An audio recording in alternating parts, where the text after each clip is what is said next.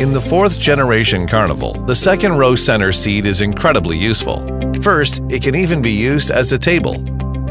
Pull the reclining strap on the right side of the second row center seat cushion to fold the seat, and then move it forward or backward by pulling the lever on the front bottom of the center seat cushion, or by pulling the left rear strap of the seat cushion. The top of the folded center seat has 2 cup holders and space that can be used for a table.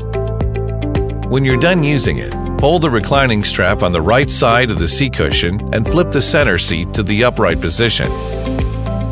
Next, let's look at childcare mode. You can move the second row center seat forward and backward by pulling the lever on the front bottom of the seat cushion, or by pulling the strap on the left rear of the seat cushion. Move the seat along the floor rails as far forward as possible to bring it close to the driver's seat. Pull the reclining strap on the right side of the seat cushion to adjust the seat back. Now the installed car seat will be within reach of the first row passenger. So you can take care of your child and enjoy the trip at the same time. Let's take a look at the Max Cargo Mode seat that provides the most cargo space in its class. Before folding the third row seats, secure the seatbelt and buckle with the fixed clip to prevent damage to the seatbelt, and lower the headrest to the lowest possible position. If necessary, adjust the seat back to the upright position. Pull the levers on the back of the third row seats to release them.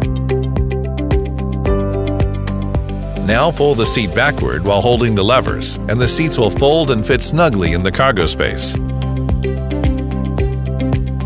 The second row seats can be easily removed.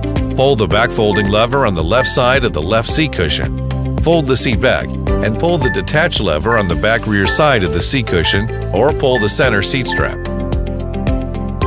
Now the cargo area can fit 1,220 millimeters wide by 2,440 millimeters long plywood and hold 4,110 liters of cargo. Kia, movement that inspires.